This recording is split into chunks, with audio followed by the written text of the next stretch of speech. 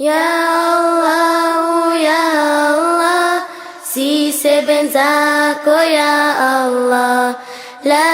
ilaha illallah, Muhammadur Rasulullah, la ilaha illallah, Muhammadur Rasulullah.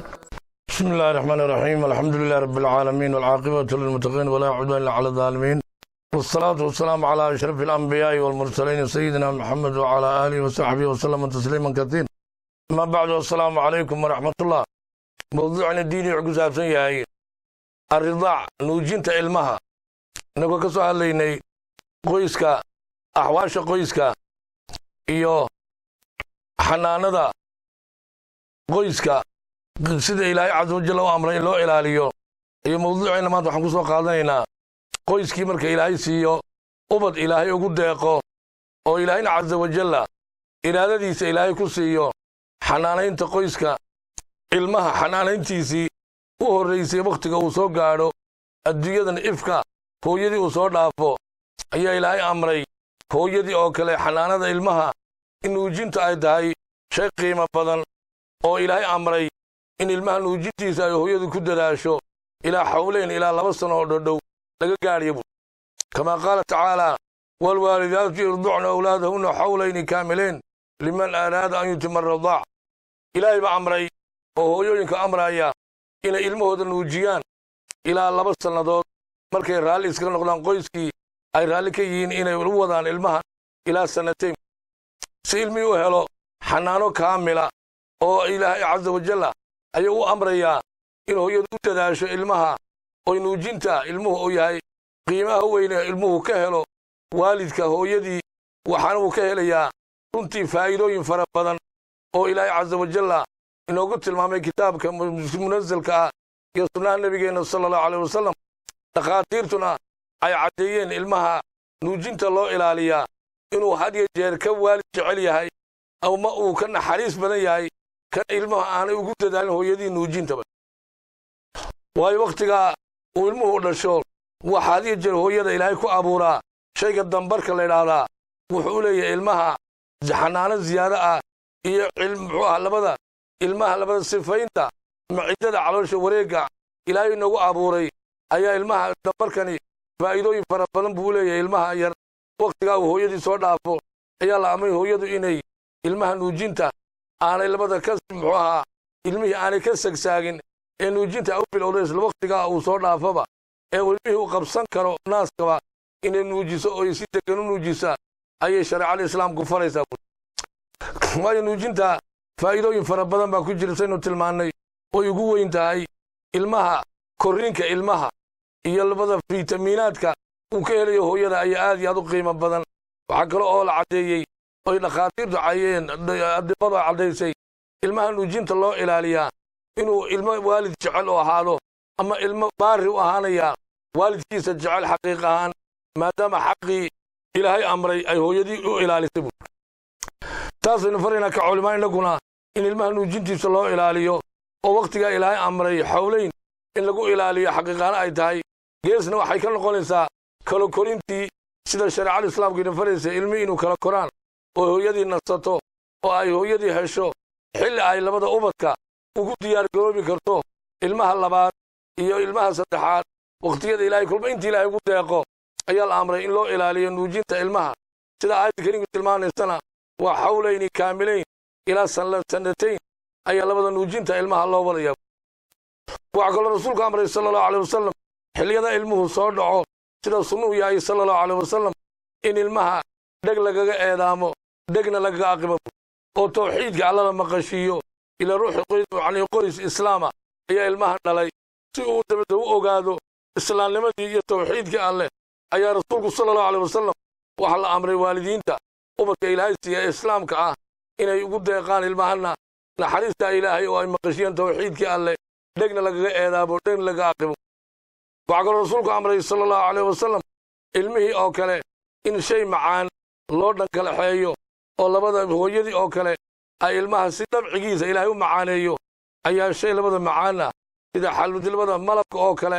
ama shay xalwad oo kale shay yar oo waxba yeelina shay macaana waa loo dhagalaxeeyaa oo sida rasuulku tilmaamay sallallahu alayhi wasallam ilmaha dabcigiisu inuu wanaagsanaado tafa'ulan iyadoo ilaahay looga rajaynayo inuu dabci wanaagsan yeesho ayaa shay macaana la dhadhansiiyaa ilmahaasi muxuu ahaa dhashay taasuu amraya rasuulku sallallahu alayhi wasallam ilmihii yara xanaanintiisa in loo dadaalo oo hooyadiina saa ugu dadaasho nuujintii ilmaha sida ilaahay amray rasuulkuna sallallahu alayhi wasallam wuxuu sunnah inoo caddeeyey in ilmaha dadaalkiisa hooyadu xanaanado labada u weyni ay tahay labada xaq u weyn ay leedahay hooyadu oo sida rasuulku tilmaamayay sallallahu alayhi wasallam ruuxa nin saxaabiya rasuulku su'aalay cid aanu samafalo nabi allow yaa ugu xaqta buu lahaa rasuulka ilaahay su'aalay sallallahu alayhi wasallam rasuulku wuxuu caddeeyey ummuka hooyada ثم أمك مرتدحاتك برسولك ثم أبوك أباها برسولك صلى الله عليه وسلم oo yada xaqeedu u balaanay runtii oo ilmahan waqtiga dheer oo in badan bay soo siday oo ay labada uurka ku soo siday 9 bilood iyo intii ay labada xanuunka oo soo hayay ama ay soo wareereysay xaqiiqan wax way hooyadu xaq weyn ayaa ilaahay u sugay oo rasuulku cadeeyay sallallahu alayhi wasallam kitaabka ilaahay noo cadeynaya in hooyadu ay xaq weyn iyadu ay iska leedahay oo ilmihii samafal markuu barbaaro ilaahay u barbaariyo wax waajib ku noqonaysa hooyada la soo martay xaaladaha faraha badan leh marna uurka ku siday marna nuujinaysay marna xanaaneynaysay marna korinaysay waajib waxa ku ilmihii samafal inuu san la yimaado oo waalidkiisii uu samafal la qaabilo oo baari ahaado markii ilaahay barbaariyo aabihii oo kale isna waajibaasana oo ilaahay wuxuu amray in aabihiina waxa weeyaan uu isna u ahaado kii labada xanaaneeya hooyada iyo ilmaha buu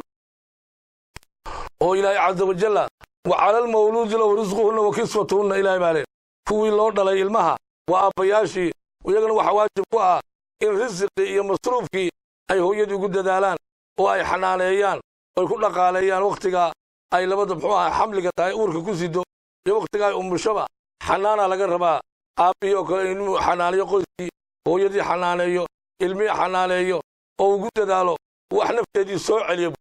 ilaa ruuxa weeyaan ruux nool oo kaamila ayaa ku dhaxnoolaa oo soo dhaafay marka wax u baahan tahay soo kabasho badan bay u baahan tahay iyo xanaan ay u baahan tahay waxana waajib ay ku tahay aabihii bay ku tahay inuu labada xanaaneeyo oo uu dadaalo hooyadii iyo ilmihiiba oo masruufkoodii iyo xanaanayntoodiiba sida ilaahay u amray wa calal mawluudi lahu rizquhunna wa kiswatuhunna aabayaashii loo dhalay ilmaha waxa waajib ku ah inuu ilaahay leeyahay rizq iyo labada muxuu ah masruufkii ayaa waajib ku ah wixii uu kara bul itaal oo wixii uu karayo la yukallifu lahu nafsan waxaanu hayn lama weydiinayo wixii uu karayo ayaa la amray inuu dadaalo ilmihii iyo hooyadiiba inuu dadaalo oo hooyadii markuu dadaalo ilmihiina de wax u dadaalayso hooyadiiba u dadaalaysa laakiin iyada in la nafaqeeyo oo labada soo kabasho ay hesho oo ay buulo hesho oo ay xanaano kaamil hesho ayaa la raba dhammaantiin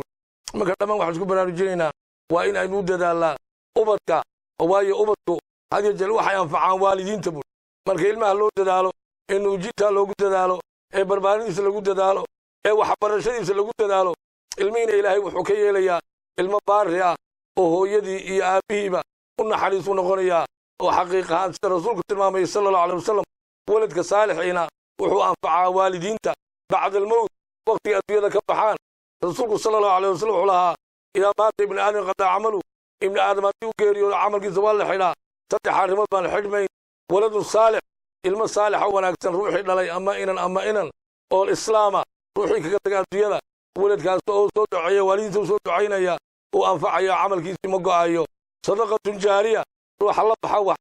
ee dunida guudkeeda intuu nool yahay bayd ilaahay ama madrasa diiniya ama meel ummaddu ay saxda martay muslimiintu ama ceel biyo labada wuxuu ummadda waxa ummaddu ku intifaac loo sameeyo sadaqa jaariyana camalkiisa ma go'o oo cilmi yutafacu bihi ama ummadda u baahiya حق يدينتي أو برتي تدك أو باهي أو تدك أو فائديانا سجل حسن عمل كده مقع عن بقول رسول صلى الله عليه وسلم كده ما حسب برنامج جينا وين بربارين تأوبة هدا دالا نوجين تنا هو يوينكو أي كده دالان إلهي نحكي رجينا إنه أمور قويسس كنا كيالو قويسس إلى حقوق الله واجبات الله أنت إلى لسان الله إنه يالو أمورين خير الله كيالو وبالله التوفيق والسلام عليكم ورحمة الله وبركاته Ya Allah, Ya Allah, si sebenzaku Ya Allah, La ilaha illallah, Muhammadur Rasulullah, لا إله إلا الله محمد رسول الله.